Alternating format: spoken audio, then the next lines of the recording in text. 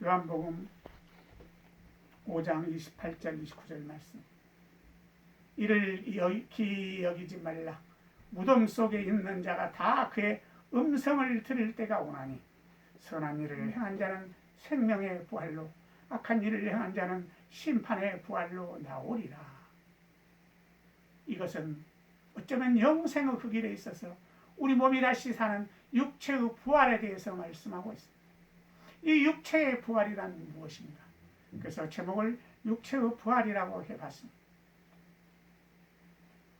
우리 성도들의 종말 신앙의 분수령을 차지하는 진리가 바로 부활입니다. 부활.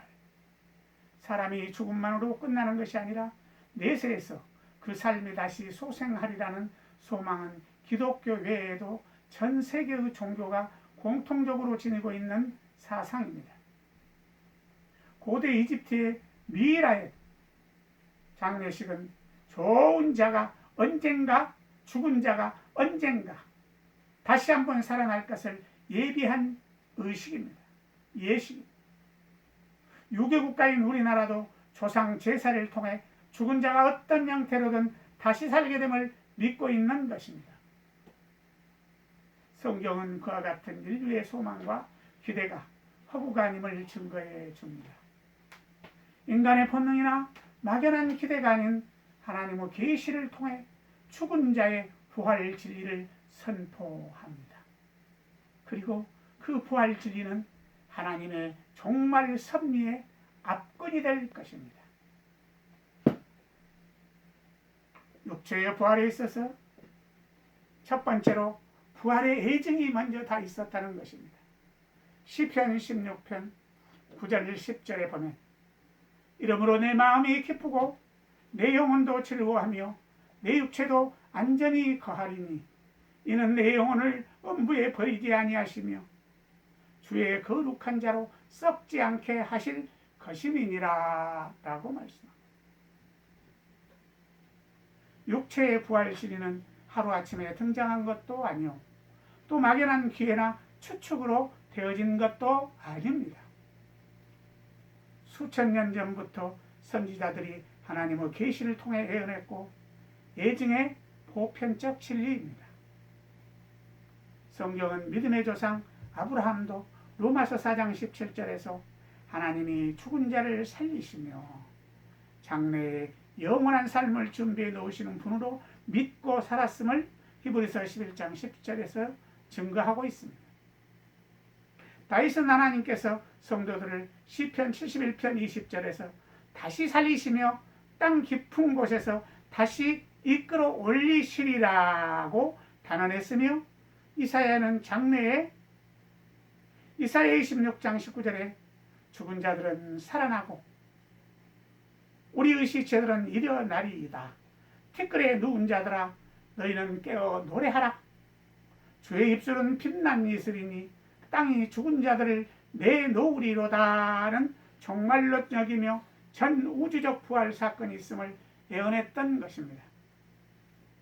그 외에 구약의 모든 선지자들은 공통적으로 그리스도의 초림 및 재림과 더불어 그리스도의 부활과 모든 사람의 종말론적 부활을 예언했던 것입니다. 베드로전서 1장 10절과 11절에서 말입니다. 성경은 부활 진리가 선지자들의 예언이나 신앙 안에서만 발전되는 것이 아니라 부활의 모형적 사건을 통해 예시되어 왔음을 증언해 줍니다. 즉 죽은 자들이 하나님의 은총과 권능으로 일시적인 부활을 한 예가 그것입니다. 엘리야를 통해 살았다가 부하들이 살아난 예, 열왕기상 17장 21, 22절 말씀. 그리고 또 엘리사를 통해 살아난 수냄 여인의 아들 열왕기하 4장 32절에서 36절의 말씀, 그리고 열왕기하 13절 21절로 해골들의 예가 그렇습니다. 이 외에도 구약에서 종말론적 부활과 의미를 밝혀주는 사건은 바로 창세기 5장 24절의 에녹의 승천 사건입니다.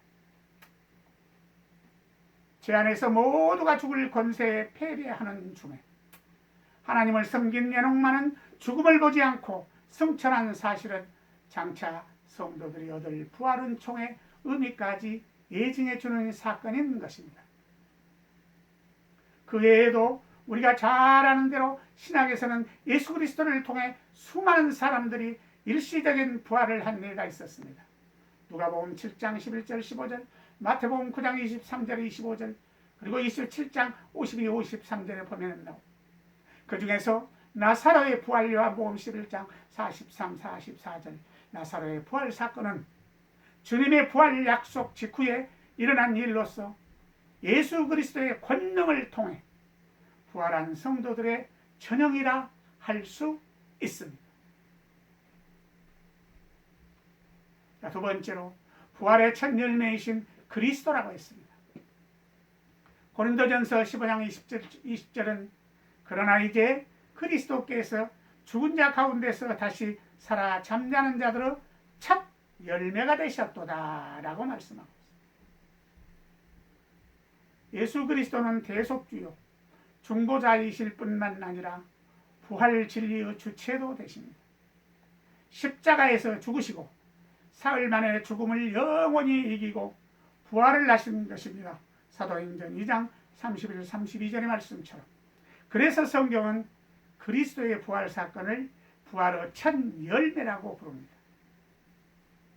생명의 본질을 지니고 있던 씨앗들 중에 가장 먼저 열매를 맺은 첫 열매처럼 인간들 중에 영원히 죽음을 모르는 육체로 먼저 부활하신 것입니다. 고로새서 1장 18절의 말씀. 에페와 해중의 부활 사건을 통해 확인된 것입니다. 그리스도의 육체의 부활은 단순히 죽음 가운데서 살아난다는 기적적 의미로 그치는 것이 아닙니다. 그 부활 사건 안에는 하나님의 구원과 종말 섭리가 담겨 있습니다. 첫째로 그리스도의 부활은 이 세계에 더 이상 사망 권세가 왕노릇하지 못하고 생명의 권세가 왕노릇하게 된 사실을 선포하는 것입니다. 이 세계의 가장 절대적인 왕은 죽음이었습니다. 누구나 언젠가는 반드시 죽습니다. 그러나 그리스도의 부활로 인해 이제 생명이 그 왕권을 쥐고 세계를 지배하게 된 것입니다. 둘째로 죄악의 권세자인 마귀를 실각시킨 의미가 있습니다. 죽음은 죄의 대가였습니다. 마귀는 세상을 죄로 유혹하고 끝내는 죽음의 권세로서 사람들을 파멸로 몰아갔으나 그리스도께서 십자가의 대속과 부활로 그 실권을 행사할 근거까지 없애버리신 것입니다. 그러므로 그리스도의 부활은 그리스도와 영적으로 하나 된 성도들의 부활인 것입니다. 성도들도 단순하게 불사의 몸으로 부활되는 데서 그치는 것이 아니라 그리스도처럼 죄와 사망과 사단으로부터 종말적인 승리를 거두는 데 의미가 있는 것입니다. 세 번째 마지막으로 부활하게 될 성도들은 어떻습니까?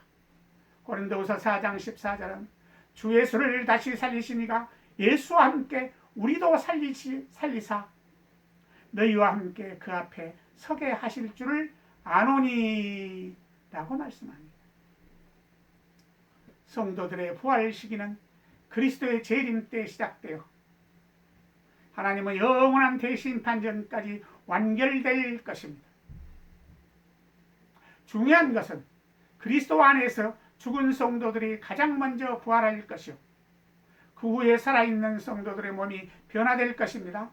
이것이 하나님의 종말 섭리에서 일어날 첫째 부활이요 성도들만의 생명에 이르는 영광스러운 부활 사건입니다. 그 다음 대심판을 받을 불신자들이 맨 나중에 부활되는 사건이 되는데 창조 이후에 모든 사람이 부활되어 심판받게 될 것입니다. 계시록 20장 13, 14절의 말씀처럼 말입니다.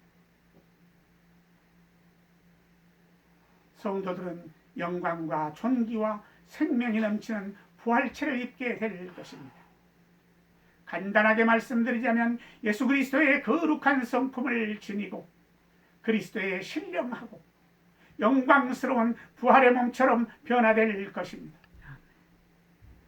죽음과 병과 죄와는 전혀 관계없는 상태로 하나님 나라의 완전 무결한 인격과 몸을 지닌 존재로 부활하게 될 것입니다. 아멘.